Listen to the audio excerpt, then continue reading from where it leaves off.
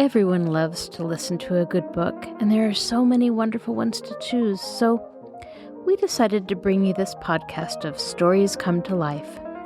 Each episode features a story from either classic or modern literature, especially chosen to be interesting and exciting to hear. So sit back, relax, and listen to this story come to life. Welcome to Stories Come to Life. I am your host, Kathryn Lopez Luker.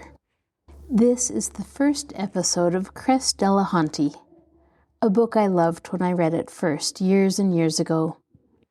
The author, Jessamyn West, was born in 1902.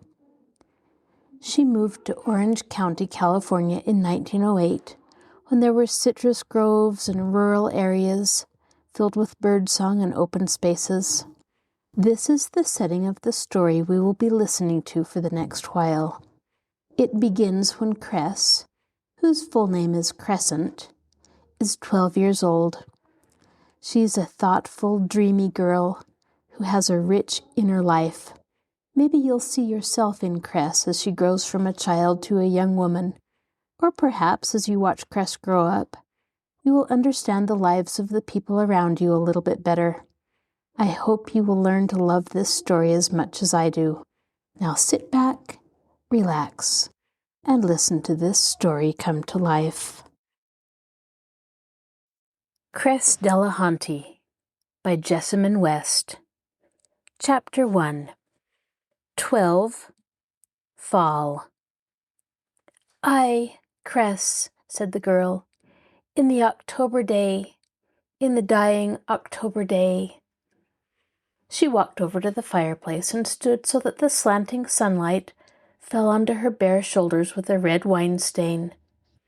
The ashes smelled raw, rain-wet.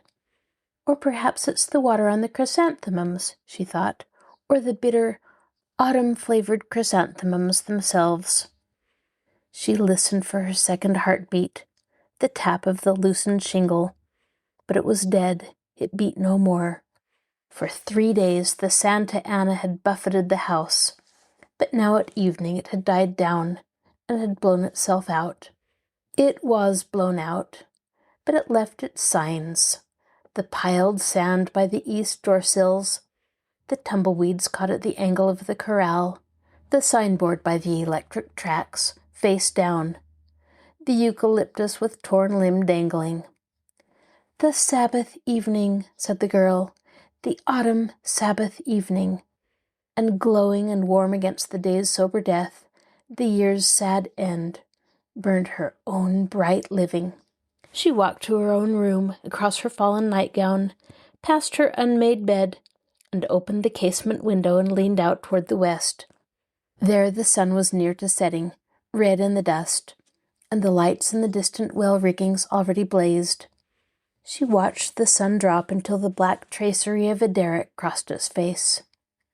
"The day dies," murmured the girl. "Its burnished rack burns in yon western sky." Then she was quiet, so that no single word should fall to ripple the clear surface of her joy. The pepper tree rustled. There was a little stir in the leaves of the bougainvillea.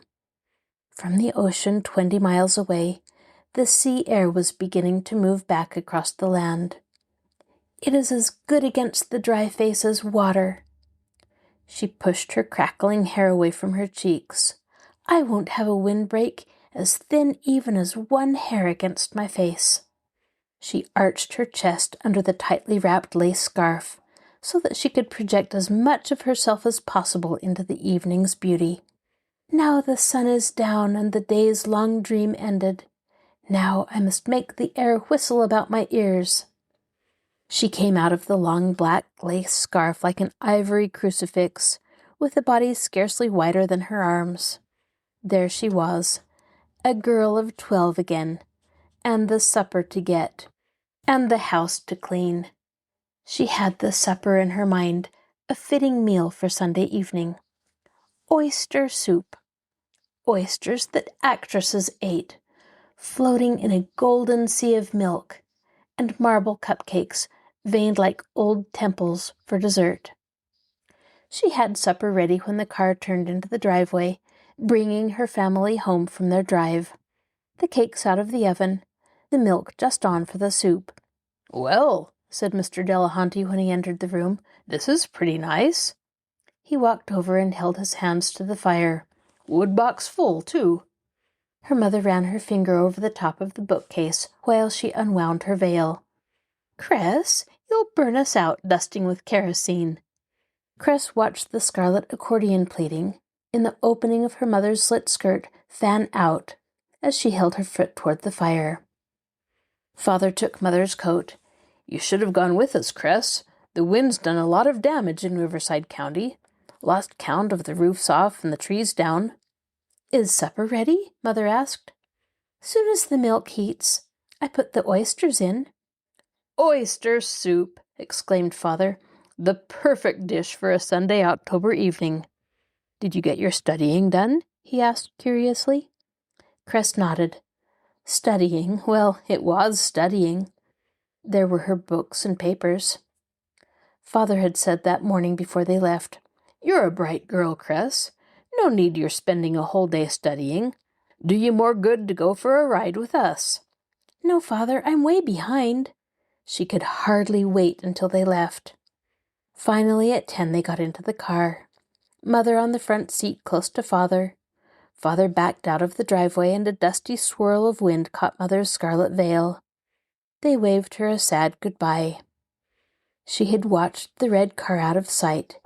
Then she turned and claimed the empty house for herself. She was as happy as a snail that expels the last grain of sand which has separated its sensitive, fluid body from its shell. Now she flowed back against the walls of her house in pure contentment. She stood stock still and shut her eyes and listened to the house sounds. First the dry, gusty breathing of the wind and the shingles tap, then the lessening hiss of the tea kettle as the breakfast fire died, and the soft animal pat of the rug as a slackening air current let it fall. She opened her eyes. In the dining room, the curtains lifted and fell with a summer movement in the autumn wind. She felt this to be perfect happiness, to stand in one room and watch in another the rise and fall of curtains. The egg-rimmed dishes still stood on the uncleared breakfast table. She regarded the disorder happily. "Oh," she whispered, "it's like being the only survivor on an abandoned ship." Stealthily she ran to lower all the blinds so that the room was left in yellow, dusty twilight. Then she made herself a fire of the petroleum-soaked refuse from the oil fields that they used for wood. When the oil began to bubble and seethe, and the flame started up, black and red, she started her work. She cleared the fumed oak library table and ranged her books and papers precisely before her. Now her day began. Now she inhabited two worlds at once and slid amphibian-like from one into the other, and had in each the best. Mist-like, she moved in Shelley's world of luminous mist and emerged to hold her hand to the fire and listen to the bone-dry sound of the wind in the palm trees. She laid her hand across her open book, feeling that the words there were so strong and beautiful that they would enter her veins through her palms and so flow to her heart. She listened to the wind and saw all the objects that bent before it. She saw the stately movement of dark treetops, the long ripple of bleached, hair-like grass, the sprayed seawater, the blown manes of horses in open pasture, the lonely sway of electric signs along dusty main streets. "Far across the steppes," she said, "and the prairie lands, the high mesas and the grass-colored pampas." She watched the oil bubble stickily out of the wood and wondered what it was like to feel again, after these thousands of years, the touch of the wind. But this was dreaming, not doing her work. She opened her notebook to a half-filled page headed, "Beautiful, lilting phrases from Shelley." The list slid across her tongue like honey. Rainbow locks, bright shadows, riven waves, spangled sky, airy rocks, sanguine sunrise, upward sky, viewless gale. She felt the texture of the words on her fingers as she copied them. The shingle tapped, the wind blew grittily across the pane, the fire seethed. She finished Shelley and started on her own word list. She was through with the O's, ready to begin the P's. She opened her old red dictionary. What words would she find here? Beautiful, strange ones? She looked ahead. Pomero, a cold wind that sweeps over the pampas. Parcelaine, a mock moon. Panada, breadcrumbs boiled in milk. Picaroon, a rogue. Pill garlic, a bald-headed man. Plangent, resounding like a wave. Her eyes narrowed, regarding this rich store. She rolled her bobby socks up and down, back and forth, over, across her ankles, and copied words and definitions. When she'd finished the cues, she put her word notebook away and took out one called The Poems of Cress Delahanty, Volume 3. Each Sunday, she copied one poem from her week's output into her poem book. Her poems were nothing like Shelley's. Shelley was beautiful, but he was not a modern. Cress was a modern, and when she wrote poetry, she scorned the pretty and euphonious. This week's poem was called You Do Not Have to Wipe the Noses of Your Dreams, and Cress thought it as stark and brutal as anything she had ever done. Slowly she copied it. I was lithe and had dreams. Now I am fat and have children. Dreams are evanescent. Dreams jade. Children do not. But then you do not have to wipe the noses of your dreams. Yes, she said to her father, having remembered the poems, hers and Shelley's, the long lists of words. I finished my studying all right. Did anyone come while we were gone? Mother asked. Mrs. Beale knocked, but she left before I got to the door.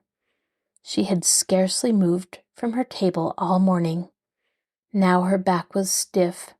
She was cold and hungry.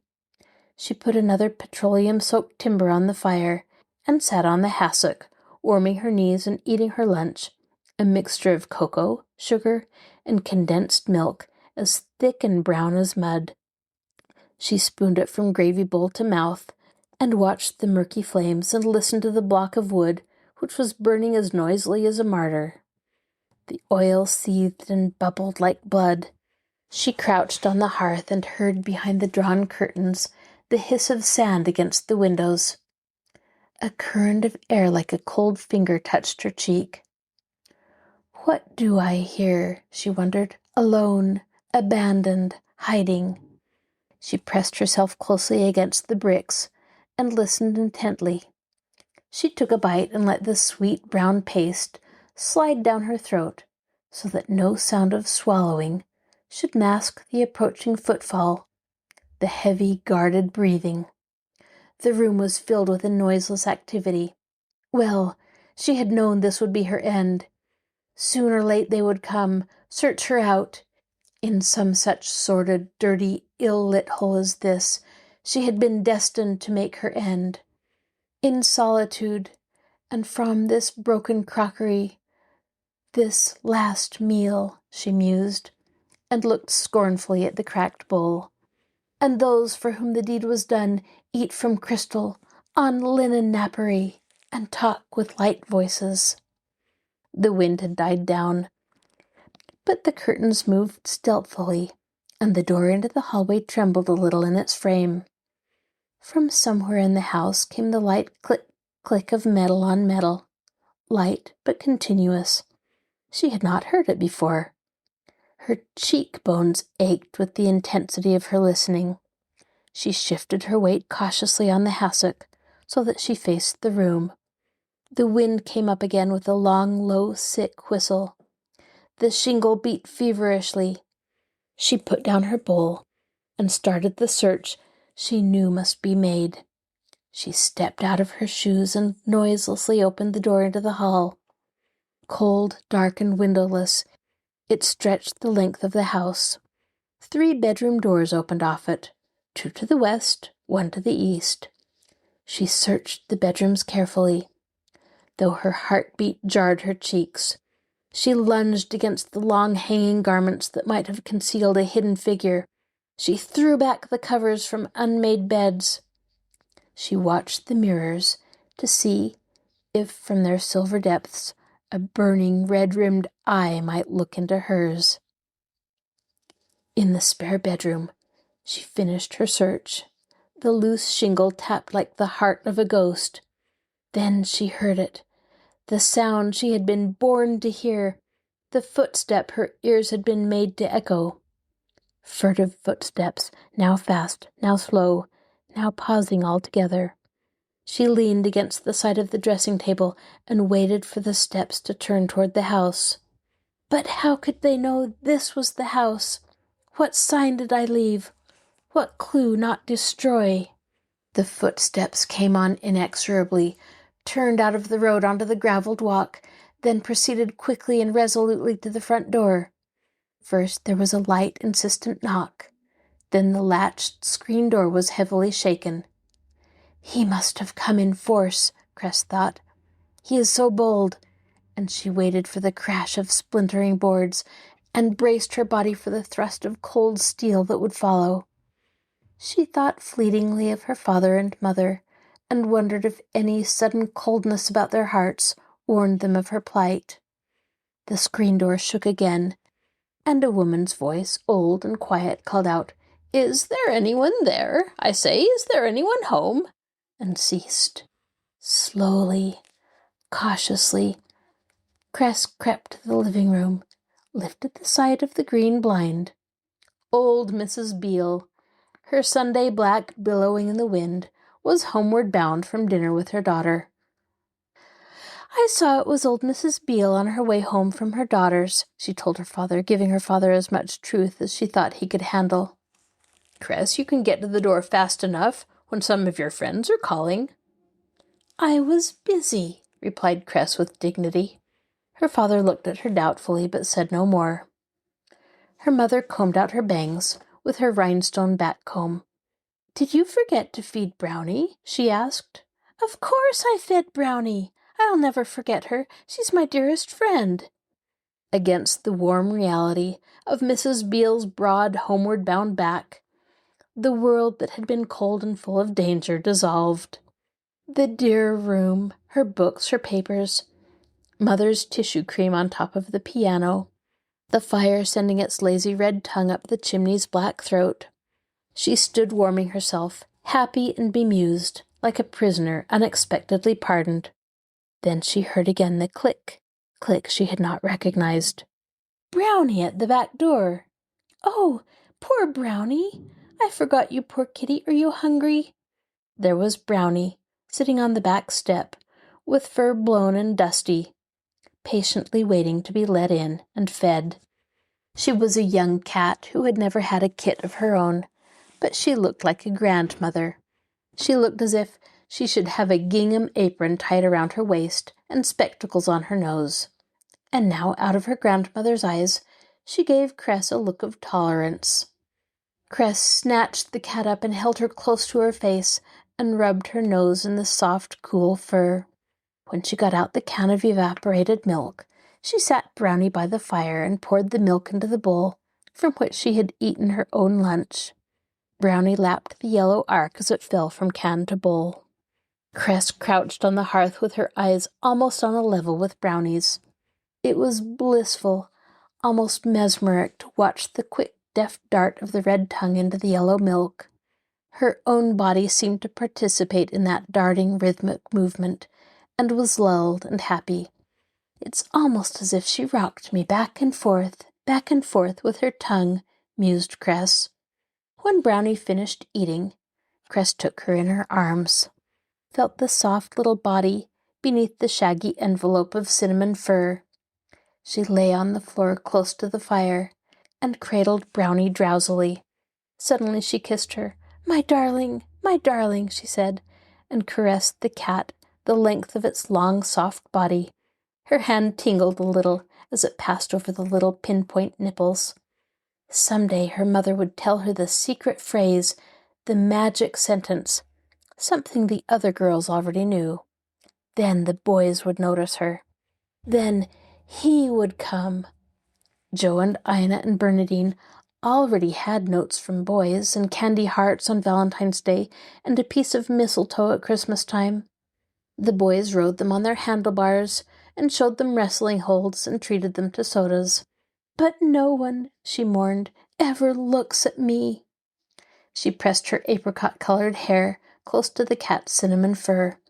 It's because Mother hasn't told me yet. Something the other girls know. Sometimes she'll tell me some beautiful word I've been waiting a long time to hear. Then I'll be like a lamp lighted, a flower bloomed.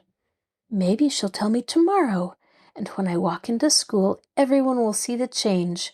Know I know. How will they know? My lips, my eyes, a walk, a gesture, the movement of my arms. But there's not a boy here I'd have, but someone far away. No boy. He will come and we will walk out along the streets, hand in hand, and everyone will see us and say, they were made for each other. His hair will be like fur, soft and sooty black, and on his thin brown cheek will be a long, cruel scar. He will say, kiss it, Cress, and I will bless the man who did it. Ah, we shall walk together like sword and flower.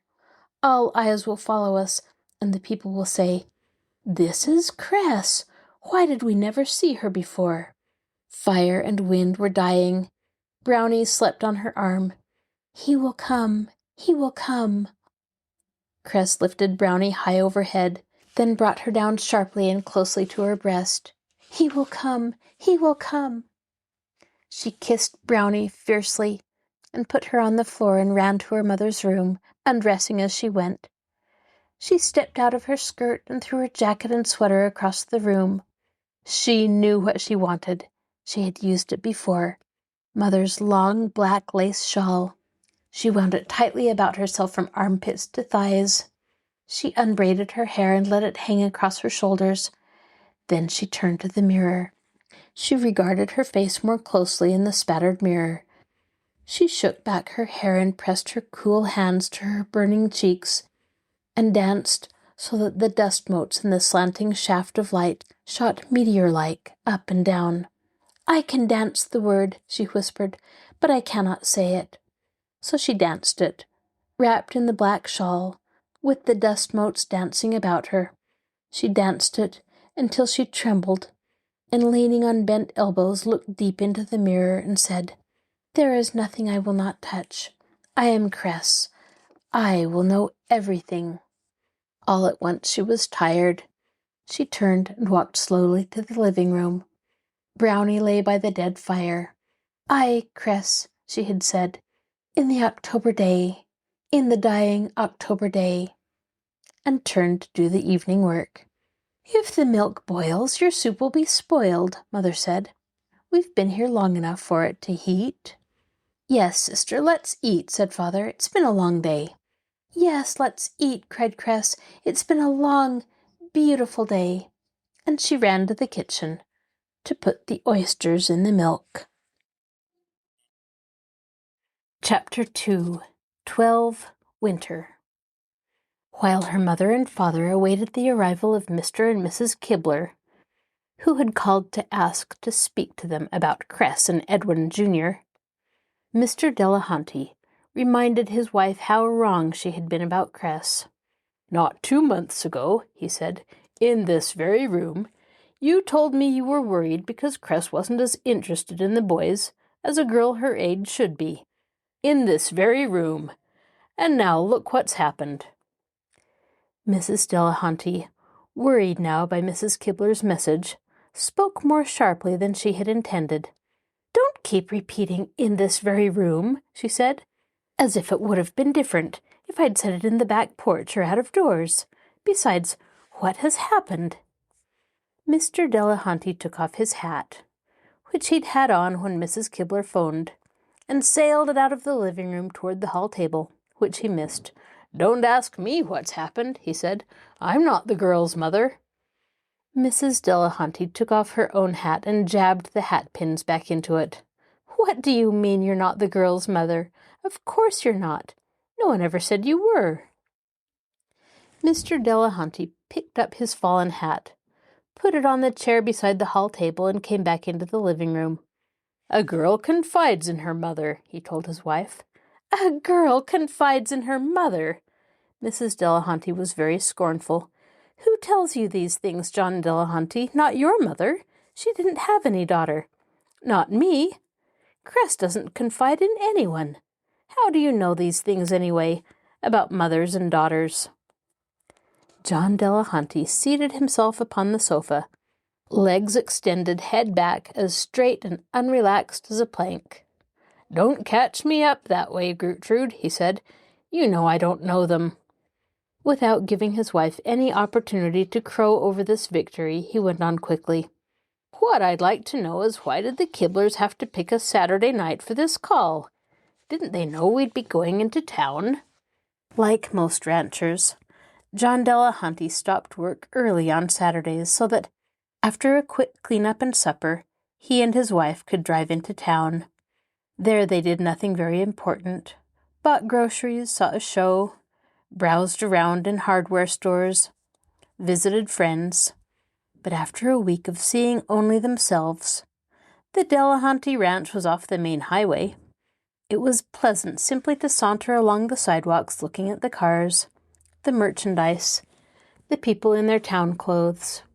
This Saturday trip to town was a jaunt they both looked forward to during the week, and tonight's trip, because of February's warmer air, and suddenly it seemed longer twilight, would have been particularly pleasant.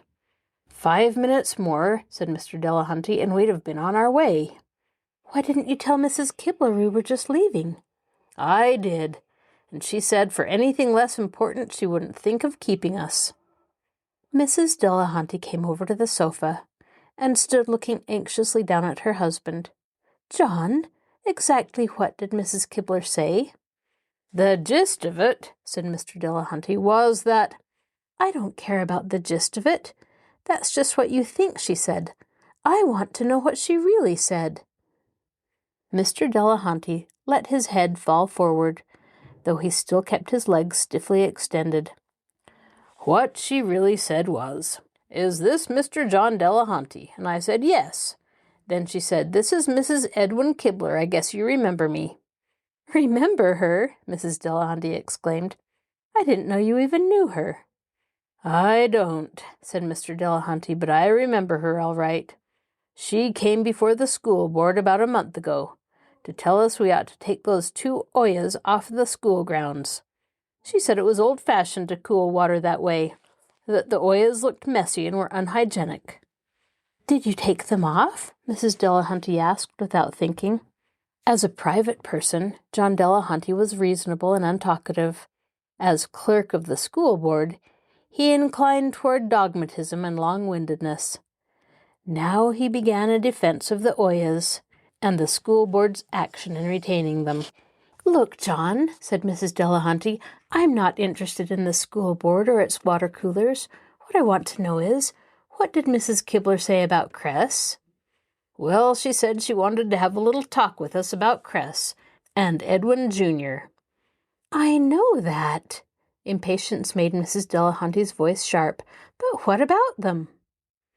Mr. Delahanty drew his feet up toward the sofa, then bent down and retied a shoelace. "About what Cress did to him, Edwin Jr." "Did to him?" said Mrs. Delahanty, aghast. "That's what his mother said." Mrs. Delahanty sat down on the hassock at her husband's feet. "Did to him," she repeated again. "Why, what could Cress do to him? He's 2 or 3 years older than Cress, 15 or 16 anyway. What could she do to him?" Mr. Delahanty straightened up. "She could hit him, I guess," he ventured. "Hit him? What would she want to hit him for?" "I don't know," said Mr. Delahanty. "I don't know that she did hit him. Maybe she kicked him. Anyway, his mother seems to think the boy's been damaged in some way." "Damaged?" repeated Mrs. Delahanty angrily. Damaged! Why, Cress is too tender-hearted to hurt a fly. She shoos them outside instead of killing them, and you sit there talking of hitting and kicking. Well, said Mr. Delahanty mildly, Edwin's got teeth out. I don't know how else she could get them out, do you? I'm going to call Cress, said Mrs. Delahanty, and ask her about this. I don't believe it for a minute. I don't think calling her will do any good. She left while I was talking to Mrs. Kibler. What do you mean left? Went for a walk, she said. Well, teeth out, repeated Mrs. Delahanty unbelievingly. Teeth out! I didn't know you could get teeth out except with pliers or a chisel. Maybe Edwin's teeth are weak. Don't joke about this, John Delahanty. It isn't any joking matter, and I don't believe it. I don't believe Cress did it, or that boy's teeth are out. Anyway, I'd have to see them to believe it. You're going to, Mr. Delahanty said. Mrs. Kibler's bringing Edwin especially so you can. Mrs. Delahanty sat for some time without saying anything at all. Then she got up and walked back and forth in front of her husband, turning her hat, which she still held, round and round on one finger. Well, what does Mrs. Kibler expect us to do now? She asked. If they really are out, that is. For one thing, replied Mr. Delahanty, she expects us to pay for some new ones. And for another. Mr. Delahanty paused to listen. Faintly in the distance, a car could be heard. Here she is now, he said. Mrs. Delahanty stopped her pacing. Do you think I should make some cocoa for them, John, and maybe some marguerites? No, I don't, said Mr. Delahanty. I don't think Mrs. Kibler considers this a social visit. As the car turned into the long driveway, which led between the orange grove on one side and the lemon grove on the other to the Delahanty house, Mrs. Delahanty said, I still don't see why you think this proves I'm wrong. Mr. Delahanty had forgotten about his wife's wrongness. How do you mean wrong? He asked. About Cress's not being interested in the boys. Oh, he said. Well, you've got to be pretty interested in a person one way or another before you hit him. That's a perfectly silly notion, began Mrs. Delahanty. But before she could finish, the Kiblers arrived. Mr. Delahanty went to the door, while Mrs. Delahanty stood in the back of the room by the fireplace, unwilling to take one step toward meeting her visitors. Mrs. Kibler was a small woman, with a large, determined nose, prominent blue eyes, and almost no chin. Her naturally curly hair, she didn't wear a hat, sprang away from her head in a great cage-shaped pompadour, which dwarfed her face. Behind Mrs. Kibler was Mr. Kibler, short, dusty, soft-looking, bald except for a fringe of hair about his ears so thick that the top of his head, by contrast, seemed more naked than mere lack of hair could make it. Behind Mr. Kibler was Edwin Jr. He was as thin as his mother, as mild and soft-looking as his father, and to these qualities he added an unhappiness all his own. He gave one quick look at the room and the Delahantys through his thick-lensed spectacles, after which he kept his eyes on the floor. Mr. Delahanty closed the door behind the callers, then introduced his wife to Mrs. Kibler. Mrs. Kibler in turn introduced her family to the Delahantys. While the Kiblers were seating themselves, Mrs. Kibler and Edwin Jr. on the sofa, Mr. Kibler on a straight-backed chair in the room's darkest corner, Mrs. Delahanty, out of nervousness, bent and lit the fire, which was laid in the fireplace, although the evening was not cold enough for it. Then she and Mr. Delahanty seated themselves on the chairs, on each side of the fireplace. Mrs. Kibler looked at the fire with some surprise. "Do you find it cold this evening, Mrs. Delahanty?" she asked. "No," said Mrs. Delahanty, "I don't. I don't know why I lit the fire." To this Mrs. Kibler made no reply. Instead, without preliminaries, she turned to her son. "Edwin," she said, "show the Delahantys what their daughter did to your teeth." Mrs. Delahanty wanted to close her eyes and look into the fire, or find, as Edwin Jr. had done, a spot of her own on the floor to examine. There was an almost imperceptible ripple along the length of the boy's face, as if he had tried to open his mouth but found he lacked the strength. He momentarily lifted his eyes from the floor to dart a glance into the dark corner where his father sat, but Mr. Kibler continued to sit in expressionless silence. "Edwin," said Mrs. Kibler, "speak to your son." "Do what your mother says, son," said Mr. Kibler. Very slowly, as if it hurt him, Edwin opened his mouth. His teeth were white, and in his thin face they seemed very large as well. The two middle teeth above had been broken across in a slanting line. The lower incisor appeared to be missing entirely. "Wider, Edwin," Mrs. Kibler urged. "I want the Delahantys to see exactly what their daughter is responsible for." But before Edwin could make any further effort, Mrs. Delahanty cried, "No, that's enough." "I didn't want you to take our word for anything," Mrs. Kibler said reasonably. "I wanted you to see." "Oh, we see all right," said Mrs. Delahanty earnestly. Mr. Delahanty leaned forward and spoke to Mrs. Kibler.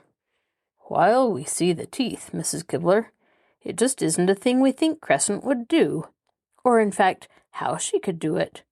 We think Edwin must be mistaken." "You mean lying?" asked Mrs. Kibler flatly. "Mistaken," repeated Mr. Delahanty. "Tell them, Edwin," said Mrs. Kibler. "She knocked me down," said Edwin, very low. Mrs. Delahanty, although she was already uncomfortably warm, held her hands nearer the fire, even rubbed them together a time or two. "I simply can't believe that," she said. "You mean hit you with her fist and knocked you down?" asked Mr. Delahanty. "No," said Edwin, even lower than before. "Ran into me." "But not on purpose," said Mrs. Delahanty. Edwin nodded. "Yes," he said, "on purpose." "But why?" asked Mr. Delahanty. "Why? Cress wouldn't do such a thing, I know, without some cause. Why?" "Tell them why, Edwin," said his mother. Edwin's head went even nearer the floor, as if the spot he was watching had diminished or retreated. "For fun," he said. It was impossible not to believe the boy as he sat there hunched, head bent, one eyelid visibly twitching. "But Cress would never do such a thing," said Mrs. Delahanty. Mrs. Kibler disregarded this. "It would not have been so bad, Mr. Delahanty, except that Edwin was standing by one of those Oyas. When your daughter shoved Edwin over, she shoved the Oya over too. That's probably what broke his teeth.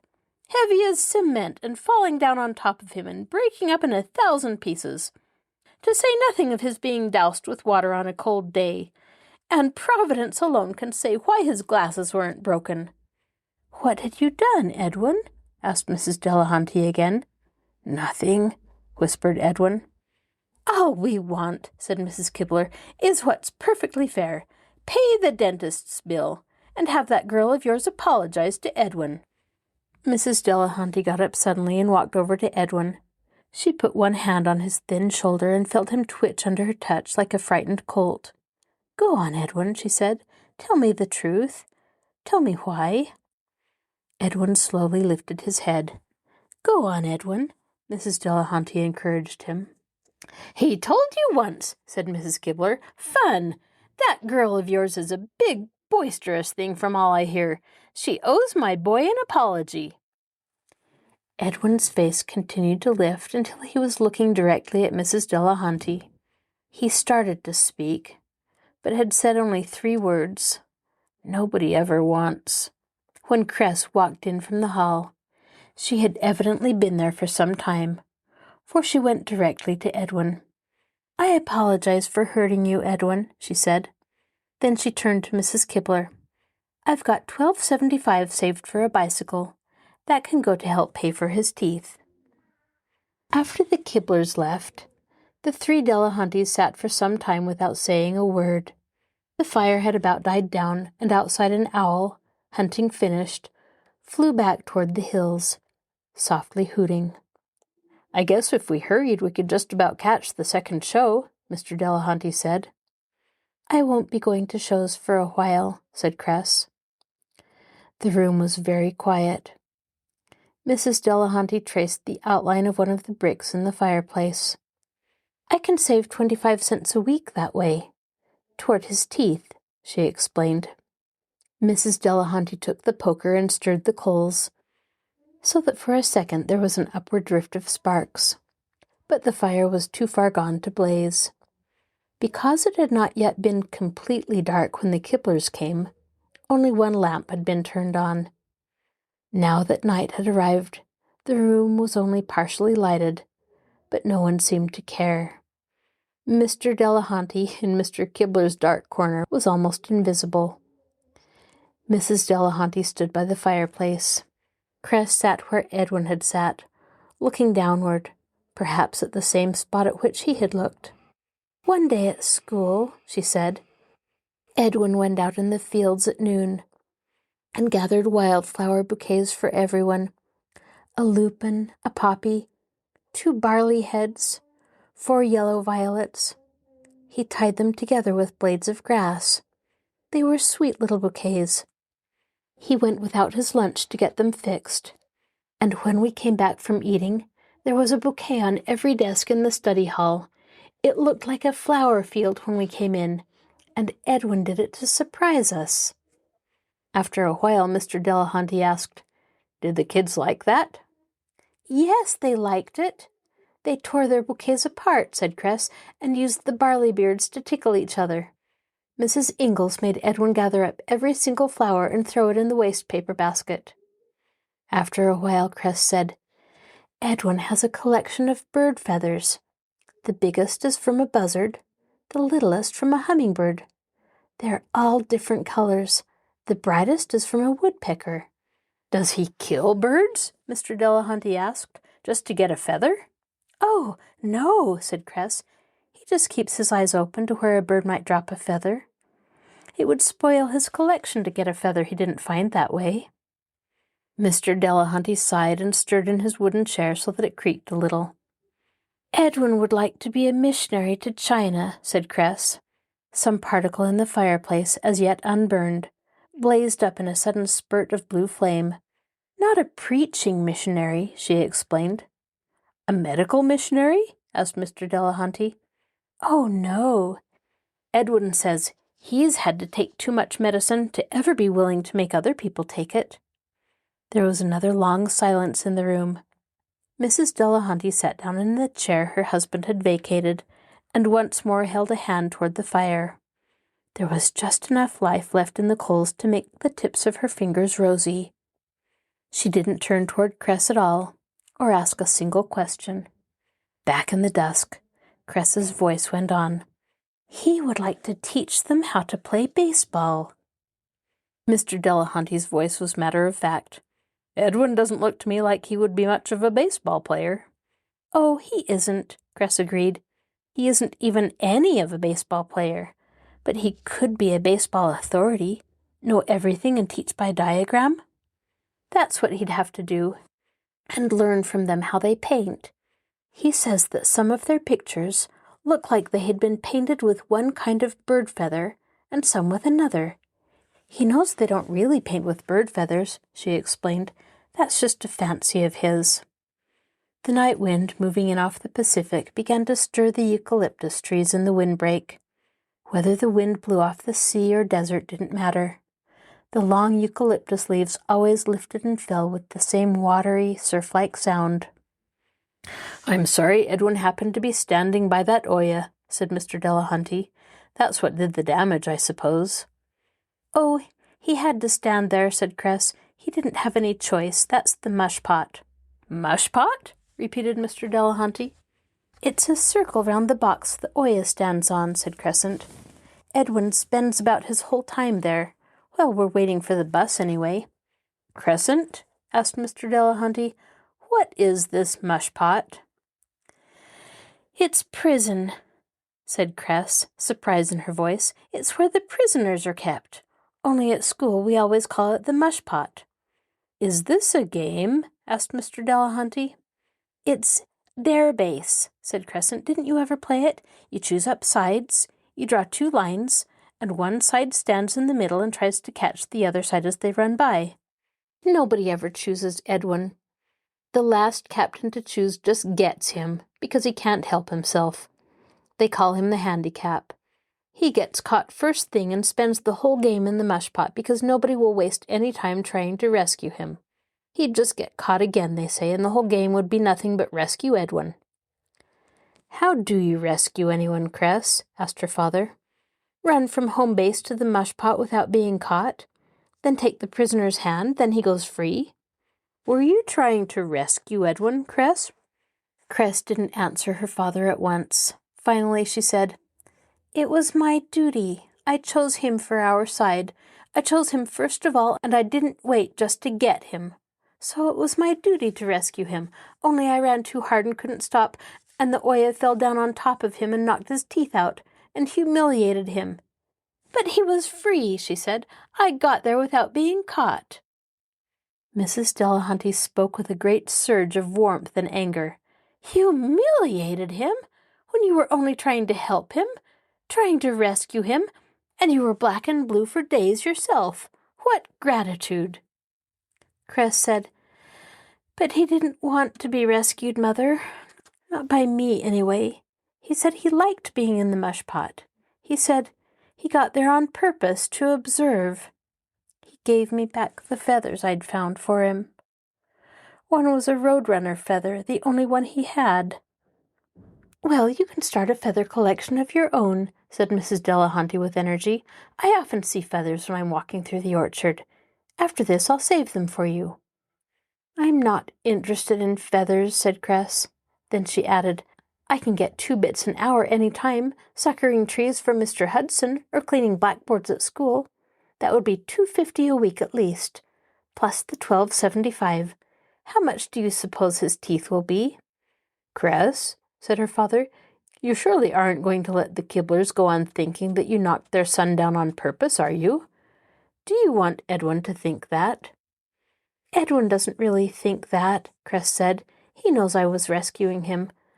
But now I've apologized, and if we pay for the new teeth and everything, maybe after a while he'll believe it. She stood up and walked to the hall doorway. I'm awfully tired, she said. I guess I'll go to bed. But Cress, asked Mrs. Delahanty, why do you want him to believe it when it isn't true? Cress was already through the door, but she turned back to explain. You don't knock down people you're sorry for, she said. After Cress had gone upstairs, Mrs. Delahanty said, Well, John, you were right, of course. Right? Asked Mr. Delahanty, again forgetful. About Cress's being interested in the boys. Yes, said Mr. Delahanty. Yes, I'm afraid I was. This is your host, Kathryn Lopez Luker. Thank you for joining us for this episode of Stories Come to Life. Be sure to join us next time when we continue to listen to Cress Delahanty by Jessamyn West. I'd love to hear from you, so please send me an email to kluker@marshallpl.org. I'll talk to you again soon.